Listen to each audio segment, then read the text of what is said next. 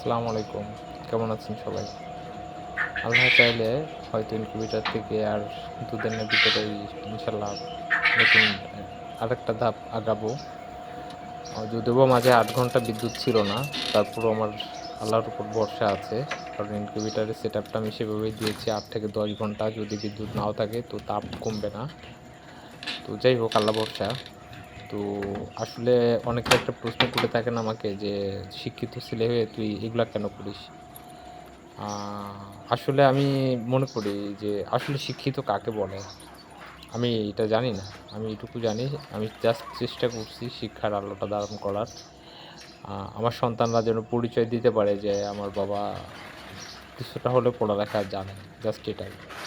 জানা মতে খুব আ কমই মনে আছে যে হয়তো চাকরিতে অ্যাপ্লিকেশন করছি কি করছি নাই। কারণ আমার কখনো আগ্রহ ছিল না। আমি বিজনেস নিয়ে চিন্তা করি।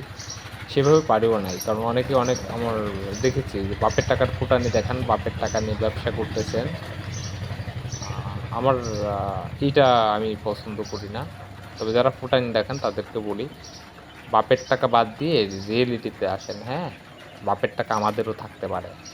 কিন্তু আমরা ফুটানি দেখাই না। আমরা নিজেরা পরিশ্রম করি, নিজেদেরটা আগানোর চেষ্টা করি। আমরা অন্যের পরিচয় চলার চেষ্টা করি না, হ্যাঁ? আর ব্যবসার সবথেকে বড় কথা হলো রুলস। আমি যেটা খুব বেশি পছন্দ করি।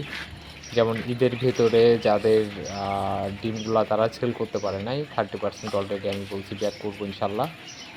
তো আসলে যতটুকু সম্ভব চেষ্টা করতেছি নিজের খামারে নিজে মানে কি বলা যায় পরিশ্রম দেওয়ার। দেন মার্কেটিংটাও আমি চেষ্টা করতেছি শতভাগ। কারণ আল্লাহর ইচ্ছায় আমি খুলনাতে ডিমের অলরেডি এক চালান দিয়েছি। আর তারপরে যেটা দেওয়ার কথা ছিল আমি দিতে পারছি না। কারণ হলো আসলে যা আমার উৎপাদন হচ্ছে স্থানীয় চাহিদা মিলায়ে আমি সেটা আসলে ব্যাকআপটা দেওয়া অনেক টাফ হয়ে যাচ্ছে আমার জন্য। তবে আশা করি খুব দ্রুত ইনশাল্লাহ পারবো। তো সকলের কাছে আসলে দোয়া করি। মানে সকলের কাছে দোয়া চাই। সকলেই দোয়া করবেন। যেন আমার পাখিগুলা সুস্থ থাকে বা আমি যত দ্রুত সম্ভব নিজেকে আরো একটু আগায় নিতে পারি।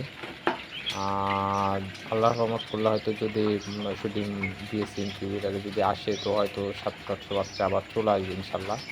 আবার আরেক সেট দিয়ে দেবো ইনশাল্লাহ। তো বেকারত্ব যারা পুঁজি করে ফেলছেন তাদেরকে বলি, হয় মঞ্চের সাধন অথবা শরীরের পতন, হ্যাঁ? তো বেকারত্ব থেকে বেরিয়ে আসার চেষ্টা করেন। নিজেদের পরিশ্রমী করুন। আর এই যে পাখিগুলা দেখছেন হাইব্রিড পাখি, নড়াইলে জাস্ট আমার কাছে আছে। আমার জানার মতে কারো কাছে হাইব্রিড কোয়েল পাখিগুলা নাই। যার জন্য ডিমান্ডটাও মোটামুটি ভালোভাবেই আল্লাহর ইচ্ছায় পাচ্ছি। তো যদি কারো লাগে হাইব্রিড পাখি সে আমার সাথে যোগাযোগ করতে পারেন। কালকেও ২০০ পিস ডিম দিয়েছি একজনকে হাইব্রিড পাখির। তো আসলে আমি চাই যে উদ্যোক্তা হয়ে আসুন, কাজ করুন। আর এই যে এখানে দেখছেন ৬০০ পাখি। তো ৬০০ পাখি কিন্তু অলরেডি ২০০ পাখি আছে আর ৪০০ পাখি অলরেডি সেল হয়ে গেছে এবং এগুলাও ইনশাআল্লাহ কাল এবং পরশুদিন ২ দিনের ভিতরে এগুলাও সেল হয়ে যাবে। যেটা আল্লাহ তাআলার অশেষ একটা রহমত।